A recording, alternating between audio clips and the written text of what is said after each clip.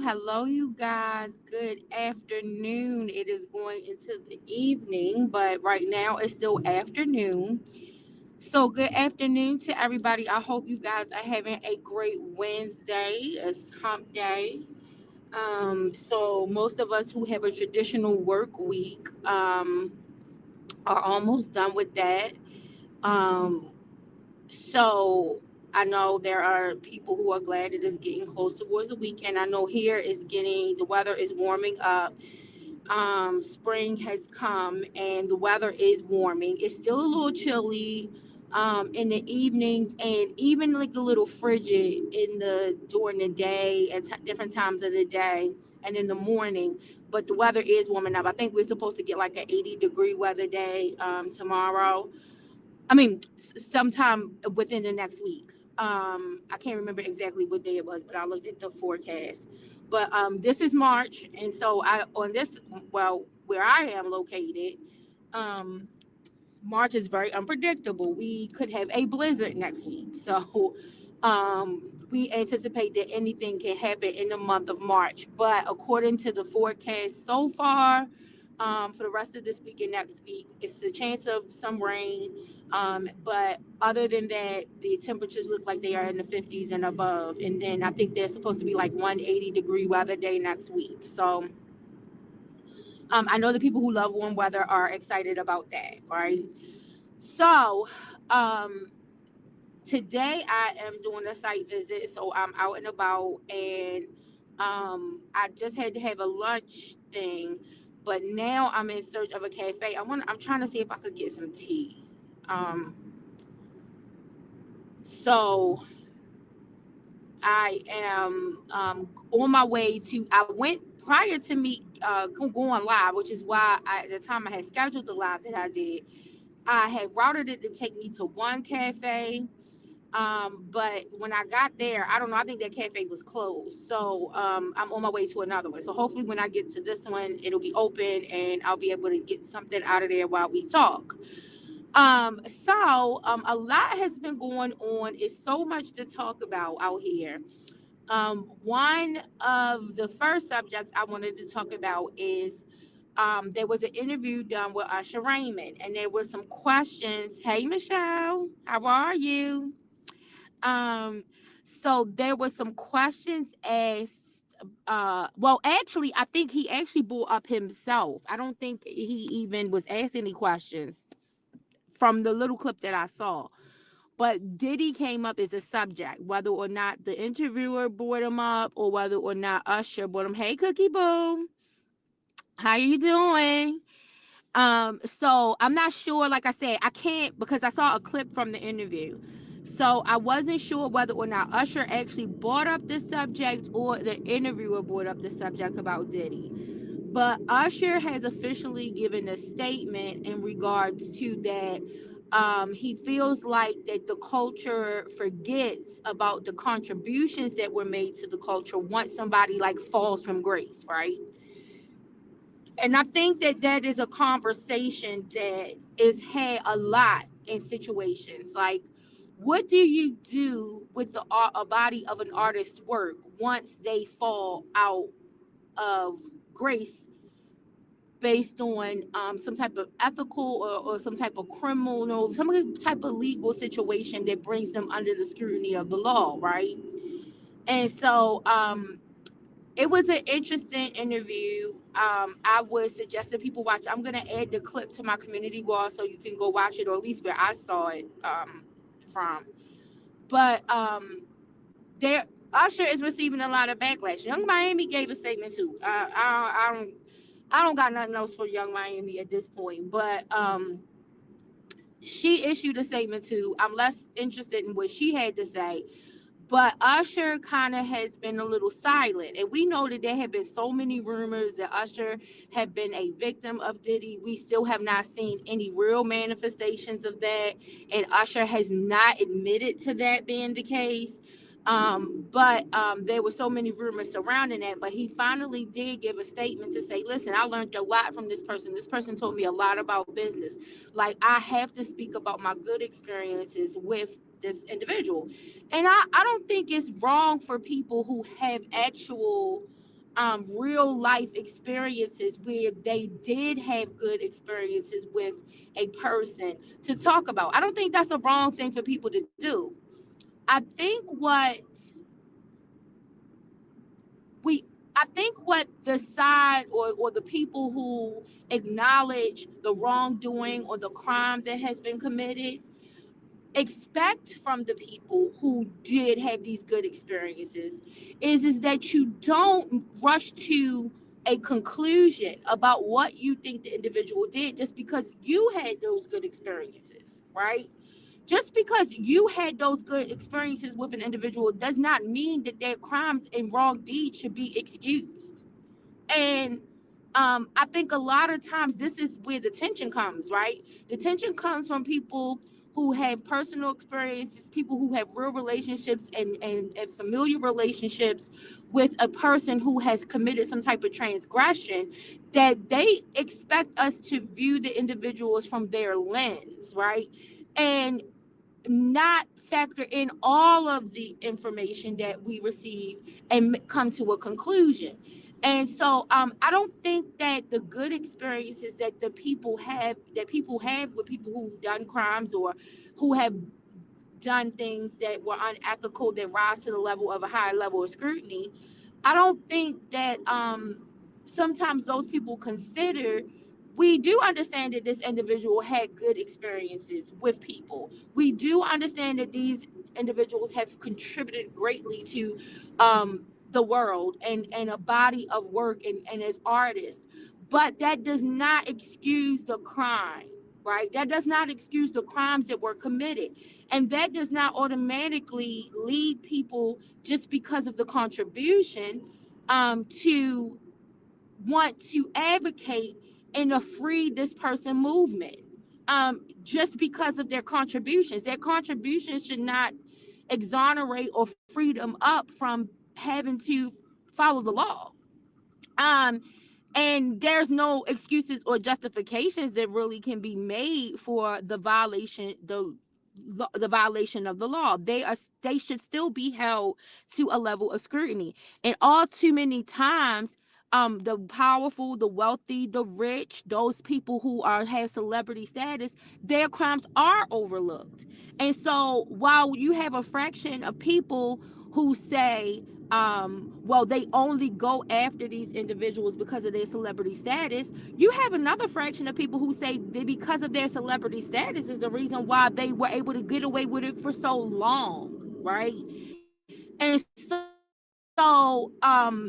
it's also, their celebrity status is also a reason for people to be jaded and clouded and their judgment be clouded in assessing even when they do commit crimes, and even when evidence is presented, the people don't want to accept it because they revered their celebrity status and they don't want to accept the facts because they've already come to a conclusion in their mind that it's some kind of witch hunt. And like I've said this and I've repeated this over and over again, two things can be true at the same time.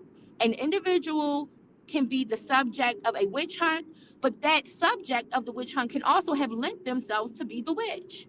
And when you have that situation, how do you really what is advocacy? What does that advocacy really look like, right? And so I think that people can only advocate for an individual in one way is very small-minded of people, because there are people who can believe that a person is guilty of something and advocate for like a disparity in the sentencing guidelines, but not go to the extent of saying that their crime should be completely forgiven or washed away, right? And I think that when you have people who approach advocacy in that way, they are often scrutinized because a lot of the people who are advocating for the free this person movement, they want them free or nothing else, right? It's like all or nothing. right? And then when you have other people who come in who look at it in another way and say, okay, well, maybe we believe this person committed the crime, right? And that they should have some level of responsibility for the crime. But let's look at the sentencing guidelines to determine whether or not there's some type of disparity. And then let's look at it and determine if it's some type of disparity based on some type of discrimination, based on race or whatever, gender, whatever else, a sexual orientation, right? Let's look at and see where we can see a disparity in the sentencing, not in the actual conviction of the individual. So there are some people who they advocate in that way. And I think that they are overlooked when they advocate that way. But I think they're overlooked when they advocate that way, and it looks and they are accused of not being advocates. But I actually think that's like a true genuine. I think that's more genuine in my opinion. It's more genuine to advocate in that way, to not overlook the evidence, not overlook the crime that's being committed, but look and see, okay, what disparity do we see? And how is it that we can have some adjustments, or what is it that we can bring to the forefront in order to try to deal with this sentencing, right?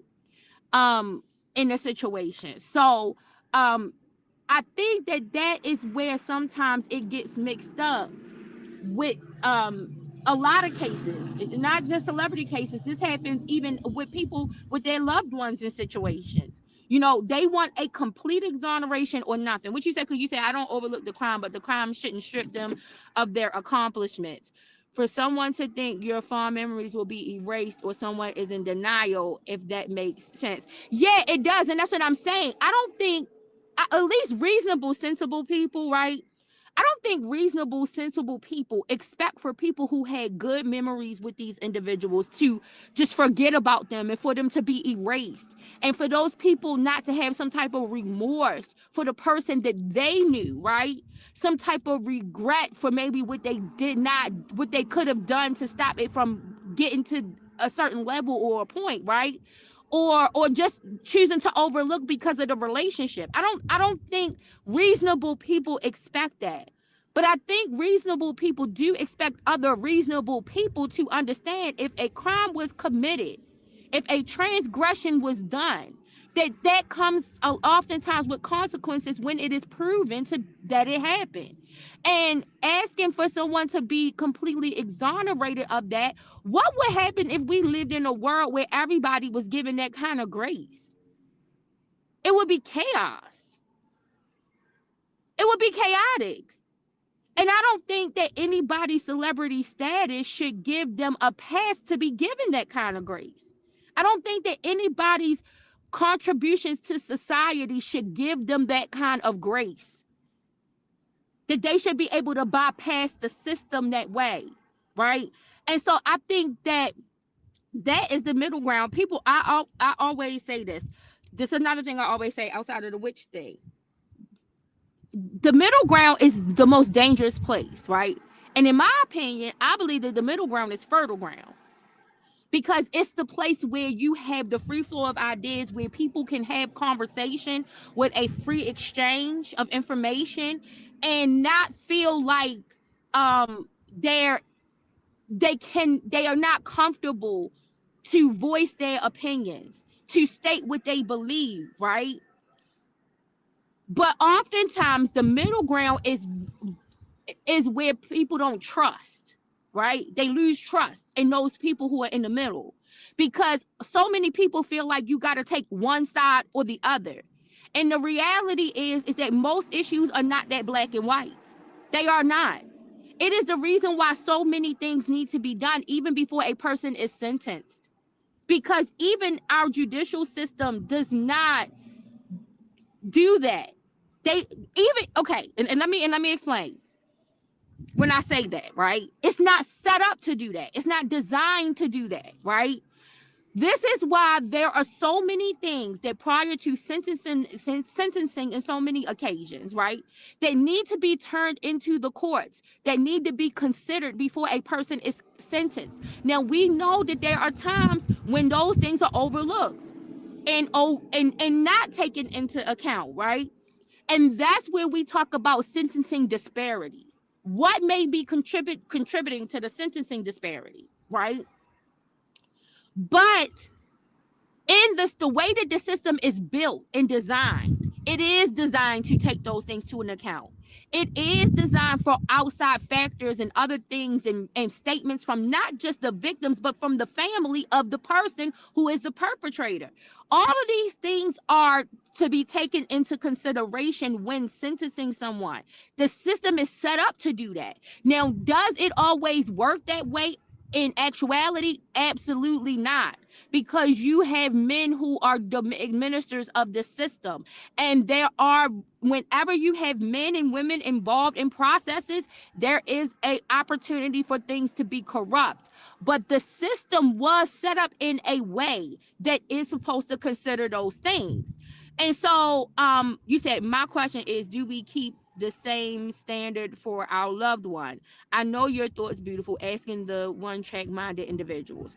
Do they want grace for a loved one regardless of their crime? Don't they seek mercy and grace? And that's what I'm speaking to, Cookie, right? What I'm speaking to is that the system allows the loved one of the individual to have an opportunity to speak before the court the same way they allow the victims to speak before the court, right? Loved ones of the defendant have an opportunity to come and plead a case to the judge, right? There are reports that are written on the defendant if found guilty that talk about the history and background of that individual and why they are requesting that this type of sentence reduction be given to the individual, right? All of this is our opportunities for the judge to give weight to the situation, is what I'm saying. Now, whether or not the judge does that, or if we feel like it was done to our satisfaction, that's a whole nother subject. But the system is designed and set up to give equal weight to all of those things. That's why it allows it to be done. And so, for instance, right? A couple of weeks ago, when we looked at the Naziah Harris case, and that defendant pled guilty, his sister had an opportunity to come and speak, not because she was a victim. She was able to speak because she was his sister. But his sister took another approach. She took another approach. And her approach was to hold her loved one accountable in front of the judge. She did not ask the judge to give any grace or mercy to her brother for what he had done. But at the same time, she was able to let her brother know she still loved him, that she was still always going to love him. So the system allows not just individuals who are victims of the defendant that's found guilty to speak, but also the loved ones of the defendant to speak. And a good judge weighs all of those things. There are extensive reports written on the defendant about their upbringing and all types of other things that may have contributed to how they ended up committing the crime. These are all things that a judge factors in when making a decision. You say outside of the law, I say don't that family members still want it from the community? It depends. I just showed you a family member who does not expect the community to give any grace to her brother from a legal perspective, right? She doesn't expect that. She's not expecting the community to understand the crime that her brother committed because she doesn't understand it herself, right? So I guess it depends on the person, on the individual, because there are some family members who would not expect, especially for certain crimes, for their loved one to be given grace. They might have the hopes that somebody would, but they don't set that up as an unrealistic expectation, because sometimes that is an unrealistic expectation to ask community to do.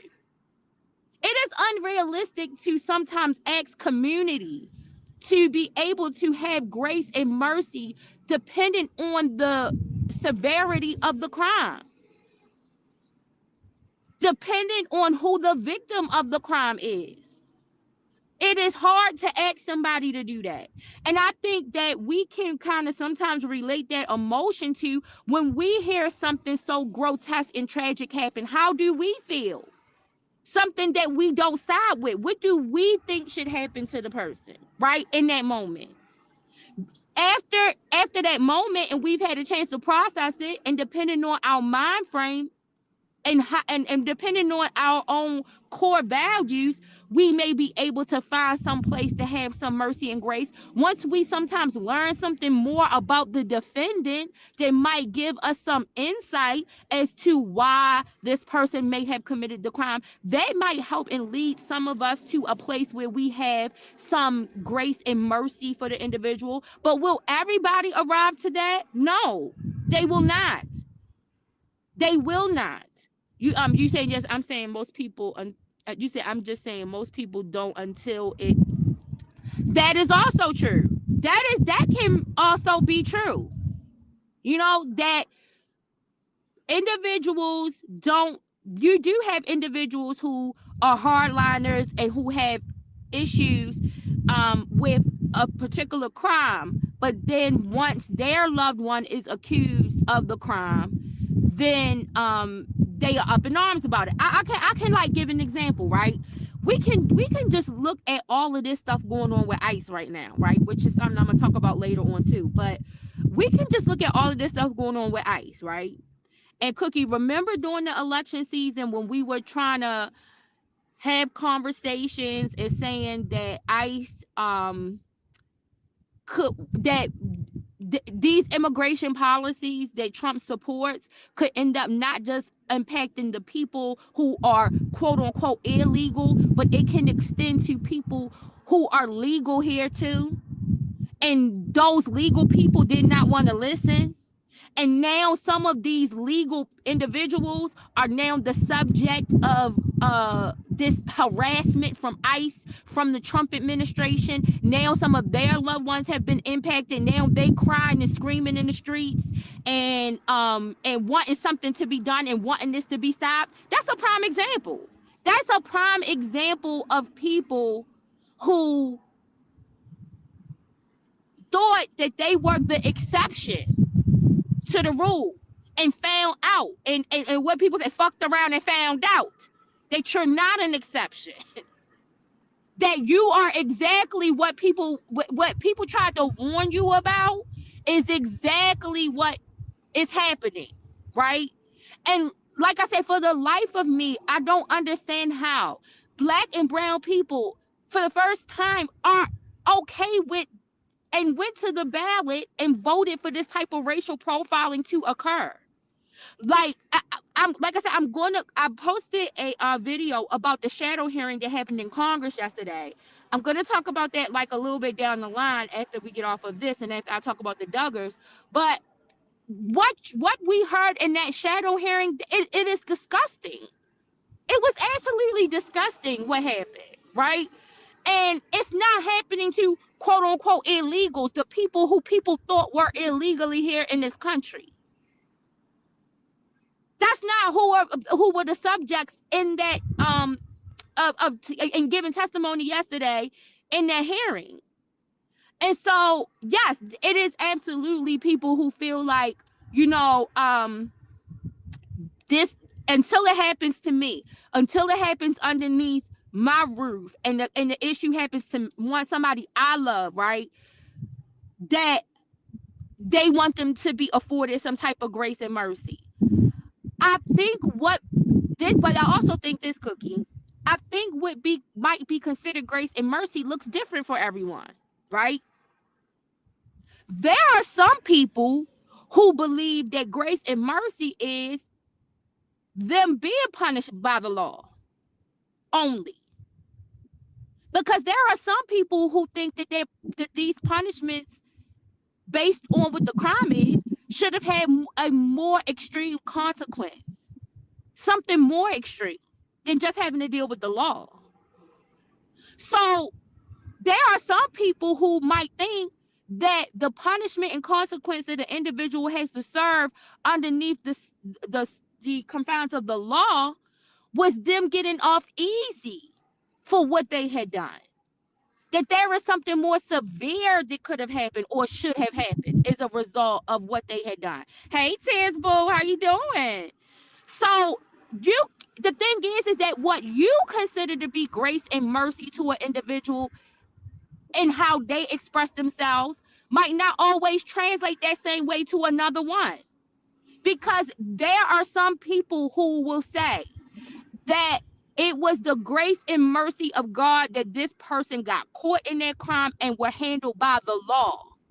Because there are other ways that the person could have been handled where the law actually is protecting that person from those other ways that they could have been handled. Right? Like, that's the reality. Like, I can use my own examples for instance, right? When my son got caught up in his situation, right? I don't know nothing about what my son was doing. I am a mom who pressed education, especially on my son. My son knew how to speak 2 different languages. It was no reason for him to do what he was doing, right? None. Absolutely no reason. But when what happened to my son, Cookie, I was thankful because something could have happened to my son in the street that would cause him to have not been here. And so I looked at that being God's grace and mercy towards not just him, but to me. That he didn't allow something more horrible to happen to him. That he allowed him to have to go and deal with the consequence of his actions, hopefully so that he won't do it again. That is grace and mercy to some people. And so when some people say, well, these people don't have any grace and mercy, in our actuality, that's their expression of grace and mercy. Is it that they're glad that the law got a hold of the person to deal with the person rather than them be administered some type of street justice for what they were doing or what happened? That is the benefit that God afforded. That's the grace that was extended, right? So I think those concepts and ideas look different for everyone. They don't look the same for everyone. And I think too often we're trying to figure out how to measure the stick on what somebody else looks at something as versus not looking at, okay, well, what are the benefits of this being the consequence versus something else being the consequence versus the alternative. And so that's why I said it really depends on who is the family member. And what type of ethics does that individual hold? What type of constitution does that person have set up for their life? Because you do have people who are family members who do feel like that their loved ones need to suffer the consequence of a crime. And some of them feel like that simply because they are concerned that something more serious could happen to them out in the street doing what they're doing versus what the law might give to them. So I think that is something to consider too when having conversation and speaking with one another is that we can't often accuse someone of not extending grace and mercy just because they are for some type of confinement for people who break the law. That type of confinement might be what saves that individual's life. And give them the opportunity to be able to try to repent. Give them some opportunity for some type of redemption. Give them an opportunity to try to figure out how can you make things right. Or try to at least make your victim whole. You see what I'm saying? That if you can, because in some cases the victims cannot be made whole. It won't ever happen. But some kind of rehabilitation, right? So I think that needs to be considered when having that kind of conversation. I also don't think like like Usher was talking about, there is one thing I do agree with, that the contribution should be solely taken away, right? And namely, if not only to help to try to make the victims whole, the people who they victimized, the people who they took from, right? It like when we look at Diddy's situation, right? It took for Diddy to almost have to be, well, to be facing a life sentence for him to give the artist the rights back to their music. Do you think that he would have done that if he was never faced with no situation like that? If he had never been placed in a situation where he knew a microscope, he was under a microscope, and that he was going to be held into account, do you think that he would have ever given them artists back what he stole from them? Because the reality is that he stole that shit from them. He stole their intellectual property. He raped them. They were starving artists who came and were looking to make something of themselves. And they signed themselves into these death trap deals. And people can say all they want. He did it. They signed. That's their fault. They adults. They should be held accountable. Yeah, but what about holding him accountable for his ethics and intentions behind doing that?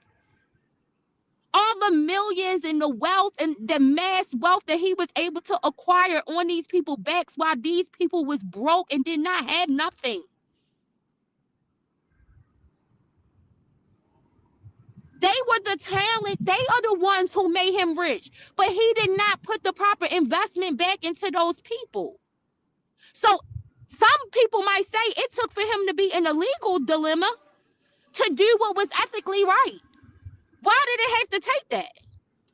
That's the question that some people will pose. A lot of emphasis. Why would it take for you to need to be in a legal dilemma for you to do the right thing ethically? But that is the thing, and in my opinion, that is the thing that pushed him to do it. So in that respect, that helped to make those artists not whole, but attempt to repair what was taken from them. Because you have artists of his that have gone and passed on and have died, who resorted to life of drugs because of the destitute situations that they found themselves in, and then passed away. And you had people who would say, well, that was their choice. They was wrong. Why did they agree to that? Blase, blase, blase. Okay. Look at the consequence of what they agreed to. They already are reaping, and their family members are already reaping the consequences of their actions and their choices. When does he become accountable for what he chose to do? When is he held into account? And how is he held into account? It's going to look a different way. It's going to look a different way. Because some of his accountability has to be accounted for through civil litigation, and then we saw criminal litigation. Because that's what it took for him to do what was morally right. There is a connection between morals and the law. Most of the law is written on morality. So there is a connection, there is a nexus, there is an intersection between the two. And so when people can't get somebody to do what is right because it's just the right ethical thing to do, then in situations where civil and criminal litigation can be used in order to get them to do the right, that's what happens sometimes. And that is what people use in order for them to try to right where they went wrong.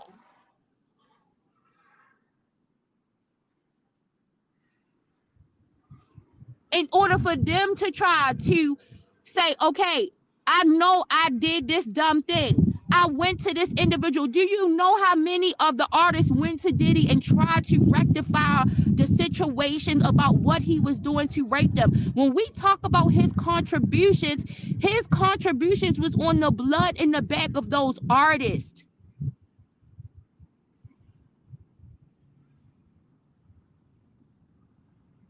And so we cannot talk about how he raped them financially in order to have his name written on those contributions.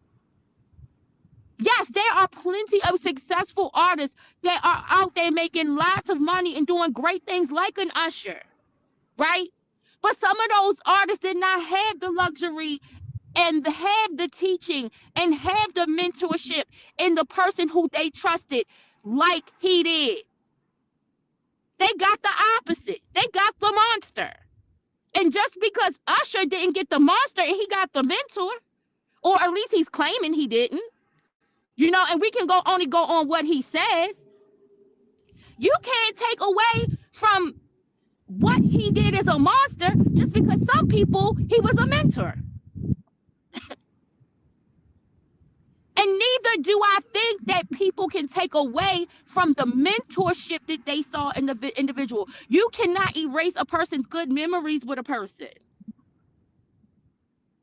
So no, I don't think that anyone wants to steal or rob those individuals who had good experience with the individual. Any reasonable person. Only a person who is forcing people to go to one side or the other does that, right? You got to pick a side. But any person who's able to reason, who's able to use logic, is going to find themselves to be able to say, okay, I can agree that he needs to be responsible for those monster moments. I can also give the person who had looked at him as a great mentor, I can give them that good memories. I can allow them to feel some type of grieving for the good memories that they had without scrutinizing them in a way or ostracizing them or then trying to blackball them for those good memories. But do their good memories allow them and afford them the right to say, well, these are the reasons why I think this person should be free? Absolutely not. Your good memories, your mentorship, your relationship with an individual does not give you the right to ask the people who were violated and victimized by the individual to just say, okay, just let them go. Why even don't I had good memories. I understand you had bad ones, but I had good ones. Just let them. Why you don't just let them go? Look at everything they did, to contributions they made to the world. Why would you want to do that? And that is the thing that is often used with victims, and why a lot of times it takes victims a long time to come forward, because that is the tactic that is used. You said that's all I'm asking. You just can't erase. Exactly. Right. And a lot of times their contributions need to be used in order to try to make right what they did do to the victim. So I don't think that people muting or whatever is effective, because then not only do you stop the individual but from being able to generate some type of income or whatever, you also stop the victims who are due some type of restitution or something, or who seek to need to have to be made whole in the situation. You prohibit them from being able to collect on that, right? So no, I don't think that is the right way to go about it, right? I think people should allow those people who still want to enjoy those contributions to be able to listen to it, and then whatever revenue that is generated from it, that be used to help the victims. That is helping them to be able to get a debt paid. And once they have that debt paid, I don't think a person should be ever robbed of an income source, right? I don't think they should ever be robbed of an income source. We all have to try to make money, whether we are, no matter what. You know, even in jail, they give people an opportunity to make money.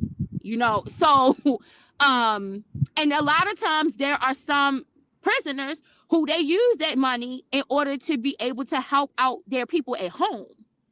So I don't think that should ever really be like stripped from a person. And that's just me. There are lots of people who should think that no, the person shouldn't profit off of it. But I think, like I said, whoever still wants to enjoy it, they should be allowed to enjoy that. And and I think that their enjoyment of it is helping to contribute to actual people who were harmed to be able to to receive some type of compensation for the harm that they received. So I don't I see that as well. You said even criminals still have a family to provide for. Exactly, right? And so I think that all of these things need to be considered when looking at these type of situations. And I don't think that a person has to have one solid position, and one person doesn't have to agree with the status quo on either side in order to in order to be either an advocate for either the victim or for the defendant. That those advocacy is going to look different. And what a person is advocating for is always not going to look the same. It is going to look different from person to person. It is why oftentimes you have so many different parts of a movement, because everybody who's advocating does not agree with the same level of advocacy.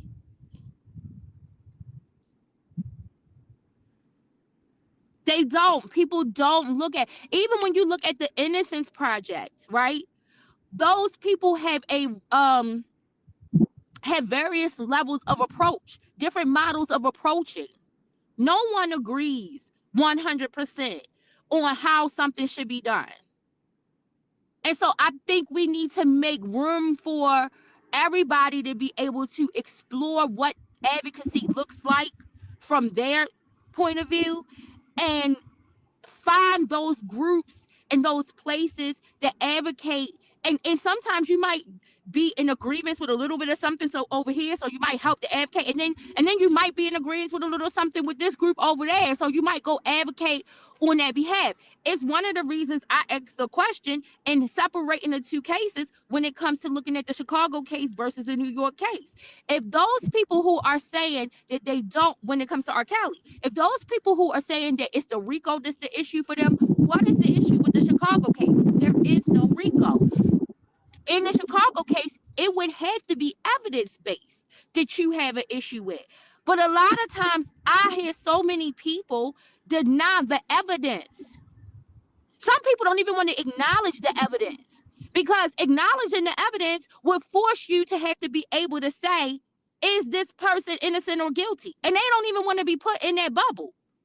I think I've heard one person admit to the evidence out here, like that does commentating, admit to the evidence in that Chicago case. Everybody else still does a whole bunch of jump rope, right, to try to deny it. And the thing is that I know a lot of people can say, oh, well, people were fooled by the Clarys on the other side, so how can we trust their judgment about the other parents and this, that, and other? But there are people still being fooled by R. Kelly in situations where he's not even trying to fool them. There are certain things that his legal team stipulated to, certain things that his legal team conceded to, certain things that he's not disputing, and the people are still disputing it. So I don't think that it's fair. I mean, to me, that's, in my opinion, both sides were fooled by somebody, and one side is still not admitting that they was being fooled.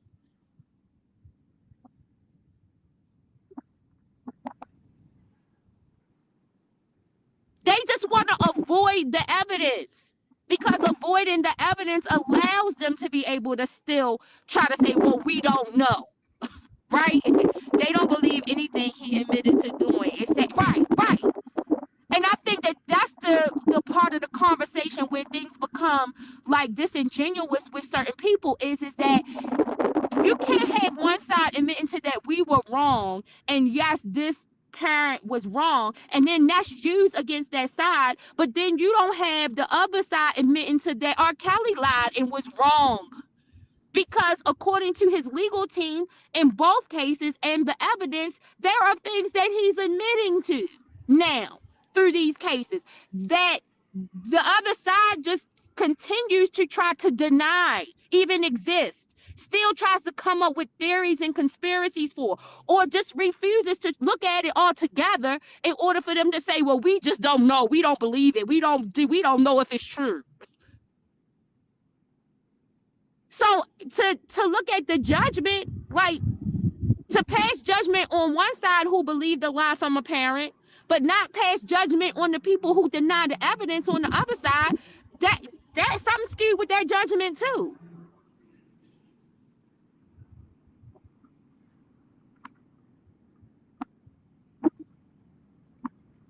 So that's just my opinions. That's my opinions on the thing. I don't think when it comes to Diddy that his contributions, because the contributions that he made actually impact the contributions that Diddy made actually impacts the contributions of other artists, and it would stop them from making money. Same thing with R. Kelly. If you would mute him, you're muting a lot of people who he wrote for, who he produced, and when you do that, then you stop that. And so I don't think that the contributions necessarily need to be erased. But I think that the people who can still find enjoyment in those bodies of work should be able to enjoy it. And I think that those individuals who want to mute him and don't want to listen to him need to look at the fact that those contributions are helping to get some of his victims paid, right?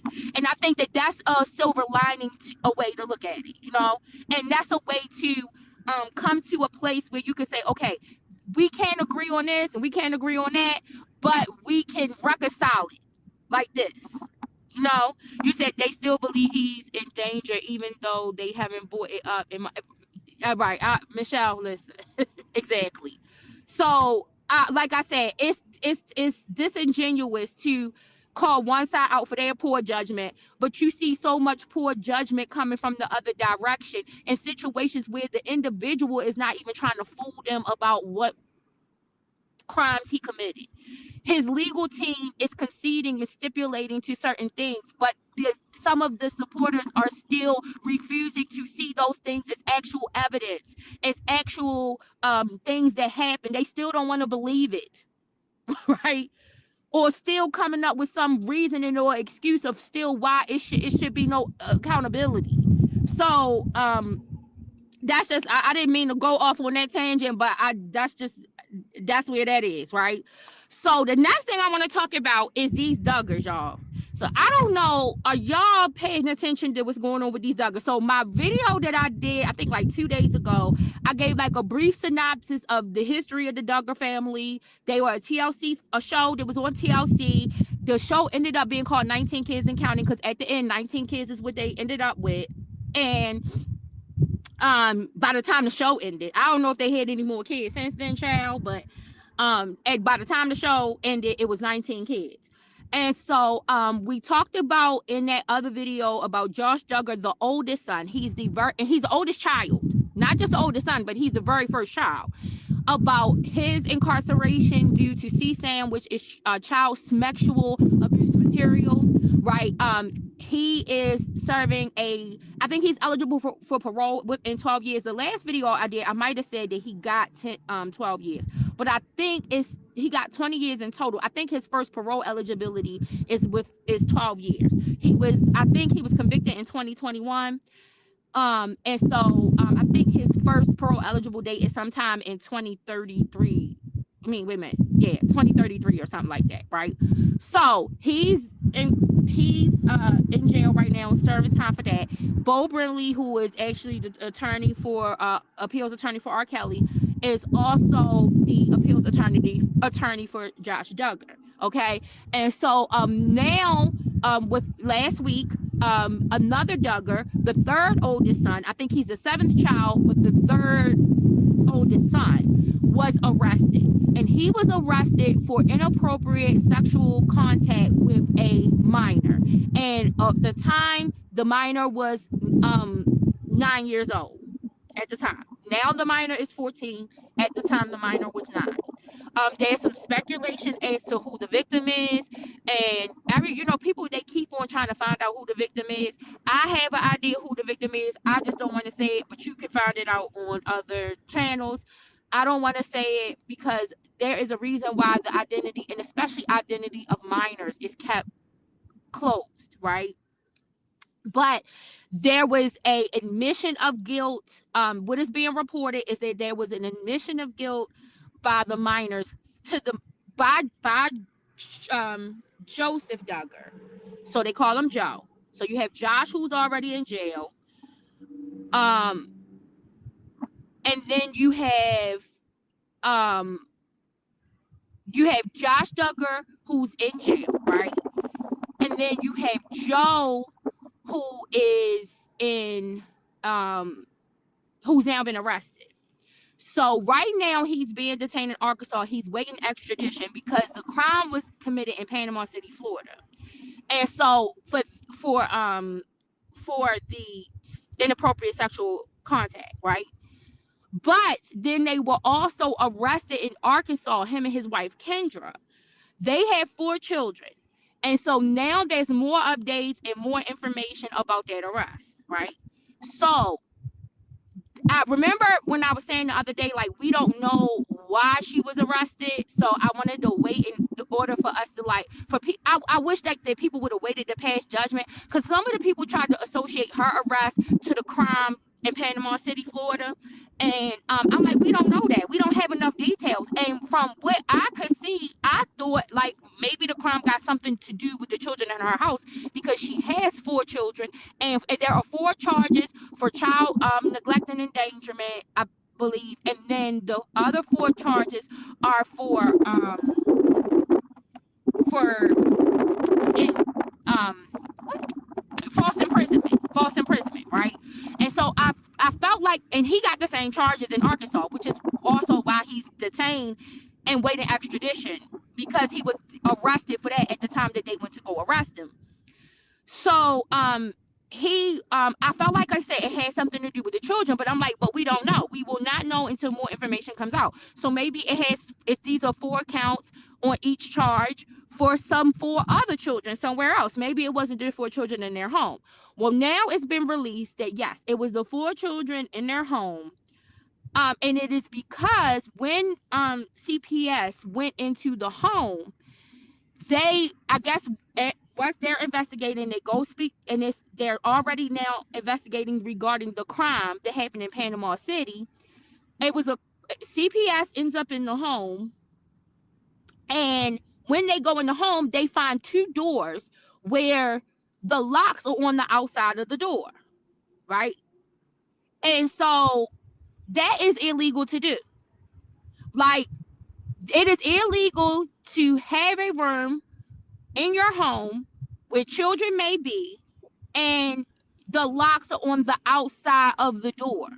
That is why most of the time, like, you see locks inside. I remember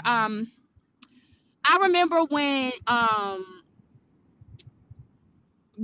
my kids were smaller, they would lock themselves.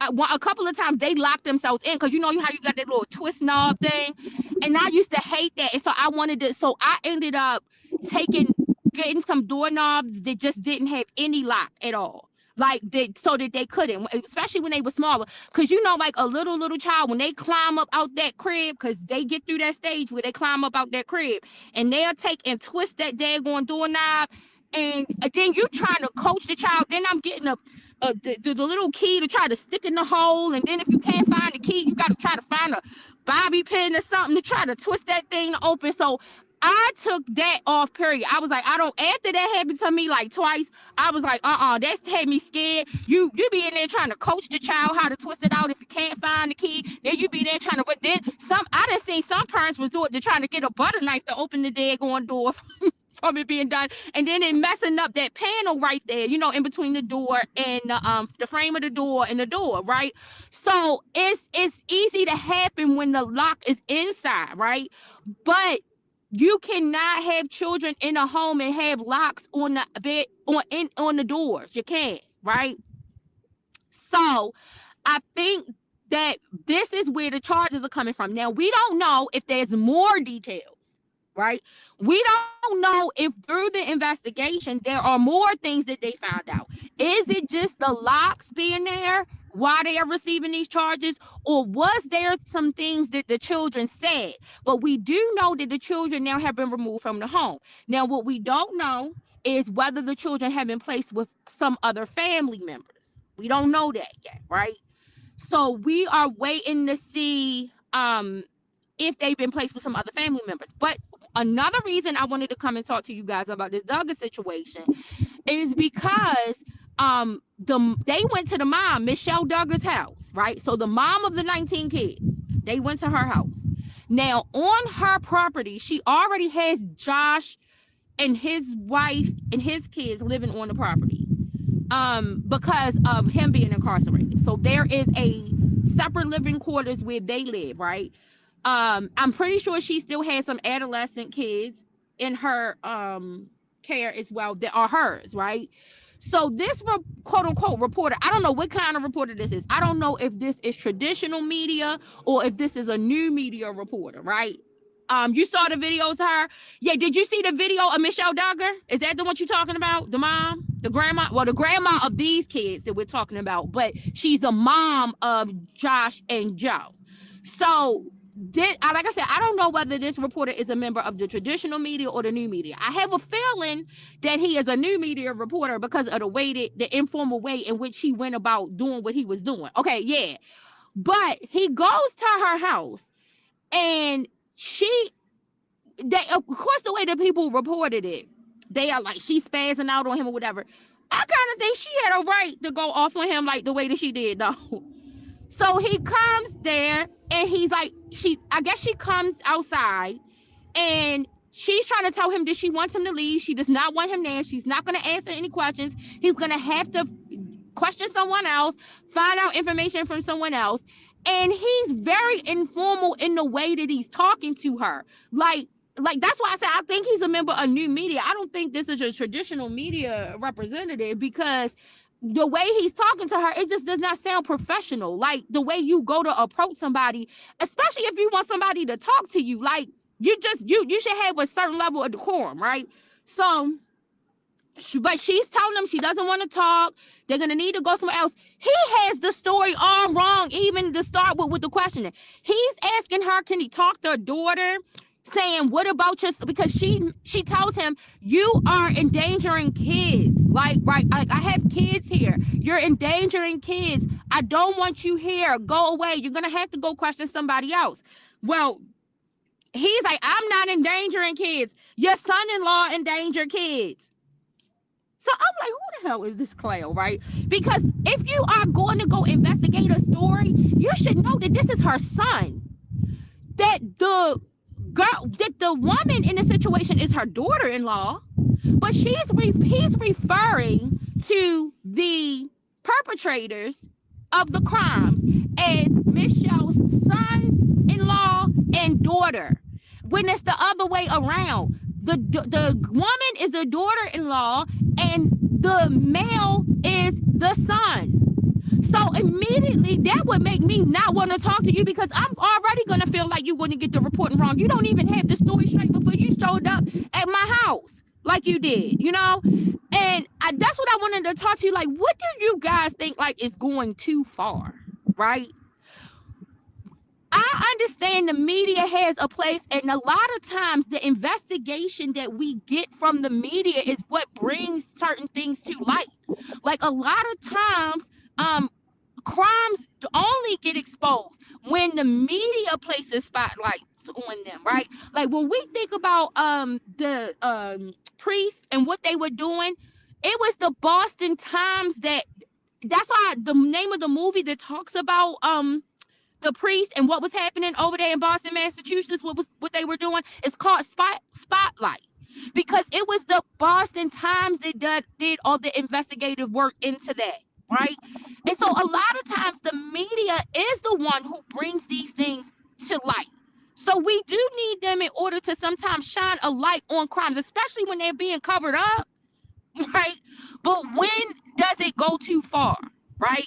Do you guys think that that was like a little bit of overreach for uh that reporter or media person, whatever he calls himself, to go to that woman's house and be as aggressive as he was? And like I said, he didn't even know the story because he didn't even have the players in the story right. The relationship to her correct. Like it was like all over the place. I don't think she overreacted. I think it was. I think she reacted how she should. She's right. She does have children there. That some of these children have already been displaced. Some of them could be in jeopardy of being displaced if CPS starts to do further investigation. She does have to try to do what she can in order to try to provide a safe and show that these children can be safe in her care, right? And like I said, we don't know where Joe and Kendra Duggars kids are right now. We don't know if they are in the custody of Michelle and Jim Bob, the parents, or they might be somewhere else. They might have determined that they are not suitable to be in their care. But at any rate, like I don't think she did nothing wrong. I don't think Michelle Duggar did nothing wrong in that situation. I think that she told him she didn't want him to be there. He should have left when she told him that. And he could have left a business card or something if he had it and said, if you decide at a later date that you want to talk to me, just give me a call or something. But I think she did the right thing. I don't think the way that some of the commentators are trying to describe it, I don't think that's what it was. Not in my opinion anyway. Not from what I saw. So the last thing I want to talk to you guys about is the shadow hearing that happened in Congress yesterday regarding the activities of ICE, right? So, um, yesterday, so a shadow hearing. First, so for those who don't know, a shadow hearing is when one party like holds a hearing to kind of like expose something, right? So the purpose of this shadow hearing was because we know that there is a partial shutdown, government shutdown, and this is being motivated by the fact that they don't want ICE agents to be able to wear masks anymore, right? When they are out here doing what they're doing, right?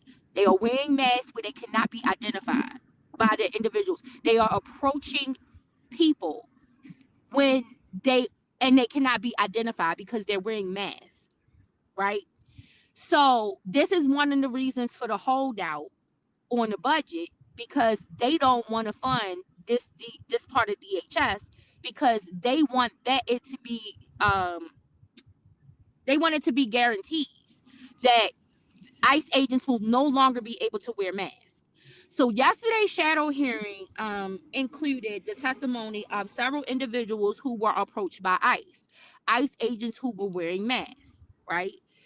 And many stories were told by the individuals in that hearing.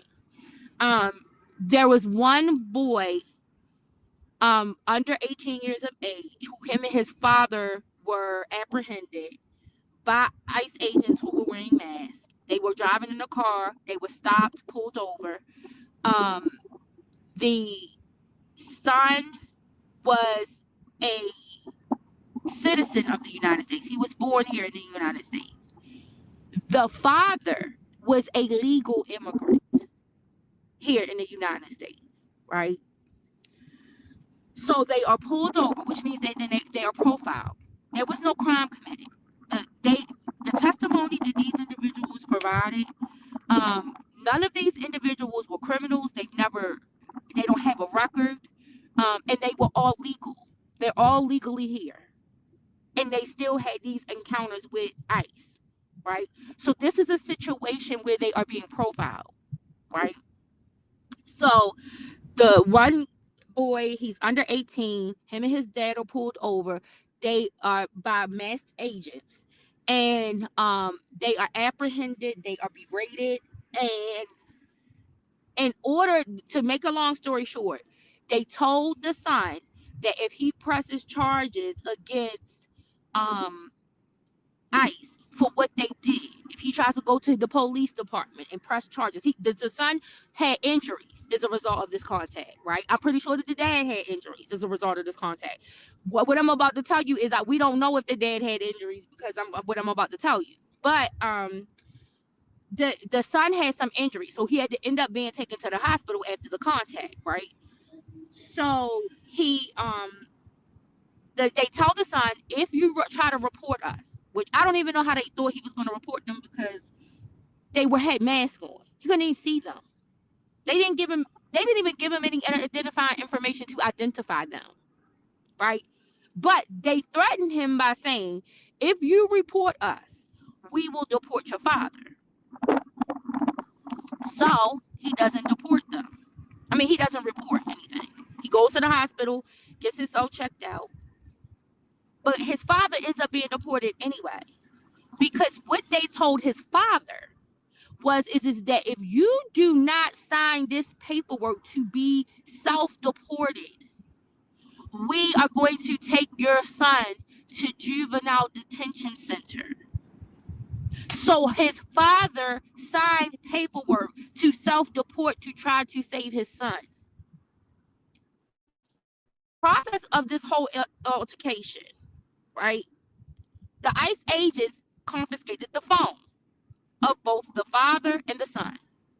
The son gets dropped off, taken back to his house. Like I said, after he's taken back to his house, his loved ones who are at home take him to the hospital to go get checked out because of a result of injuries from the encounter with ICE. And he later then tries to go locate his phone because he's trying to find out where it's at, right? So I don't know whether or not he used his mom's device or used his computer in order to find his iPhone, but he had some way to try to find and locate his iPhone. His phone ends up pinging to a kiosk, which means that these ICE agents sold his phone in a kiosk, right? So that's one story that was told. There was another story that was told by another boy who was 18. He was not underage, right? He was 18 years old in high school. His family, they all get apprehended. The mother, the father, the daughter, his little sister, who's younger than him. The parents get deported. They're legal. They get deported. The sister is born here in the United States. He himself is born here in the United States. His sister gets deported with the parents. The parents get deported. They're legal. They're not here illegally. The sister was in the middle of brain cancer treatment. Right now, they are back in Mexico, and the sister is dying because she's not receiving the proper medical care, because she cannot get medical care in Mexico because she's not a citizen. The boy is left here alone by himself. He is having to work to try to pay rent, to live, to eat, to send what little bit he can to try to help his family members over there in Mexico because they've just been displaced and then thrown back over there. He can't even think about trying to set himself up to go to college. He can't think about prom. He can't think about doing nothing because of what has been done.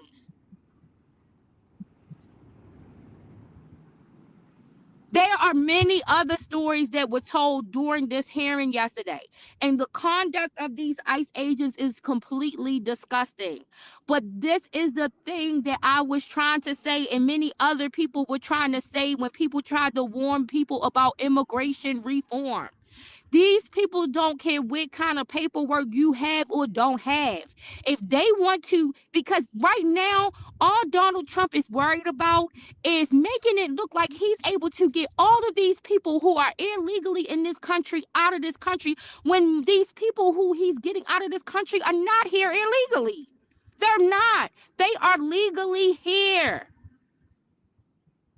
He is using these bully tactics to get these people, threatening their family members, and the and the freedom of their family members in order to get them to sign paperwork to self-deport themselves when they are here on legal status. And the only thing the Democrats in Congress are asking from DHS at this point is to deal with the fact that these agents are going to these people masked. They are approaching these people to where they can't even identify them, so that when something like this does happen, that they can be properly reported. That's what they are. That's what the Republicans are accusing them of holding the budget hostage over. And to me, that's something to hold it hostage about. Like, this is crazy. I don't understand it. I don't understand it. It is absolutely disgusting. Now, I just posted on my wall where one of Trump homeboys used ICE in order to go deport his ex-wife because they were in a custody battle. So he had her deported back to Brazil.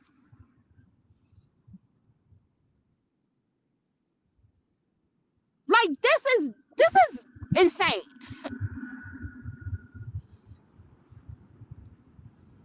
And I don't see how anybody can reconcile any of this activity.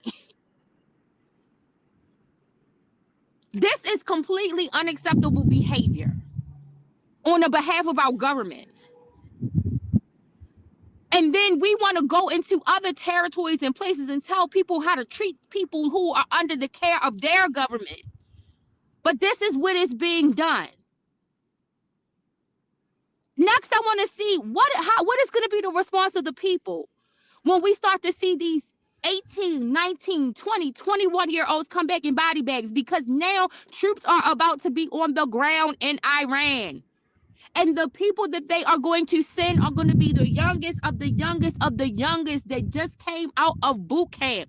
It happens every time. Every time foot soldiers need to be sent to war, they send the youngest. And we start to see when these bodies come back and we see these birth dates, these are 18, 19, 20, 21-year-old children.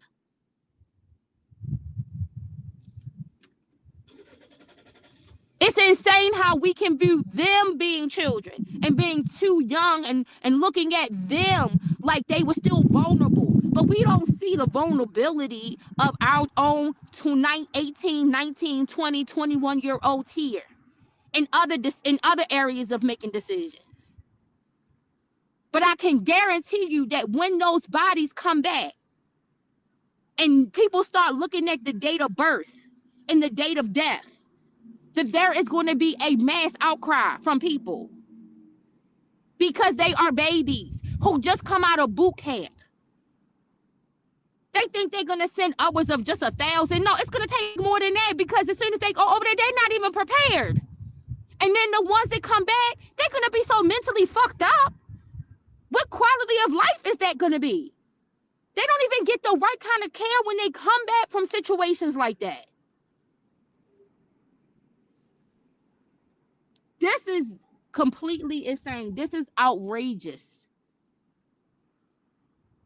what we are seeing. And I just wanted to come and talk to you guys a little bit about those things while I was on my way to the coffee shop. I'm here at the coffee shop right now. I'm going to try to go in here and see what teas they have available. And maybe I will come back and talk to you guys later when I take my ride back home today. If not, I will talk to you guys soon. I love y'all. Y'all keep spreading the love of the Lord abroad to everyone. And on that note, y'all have a good day.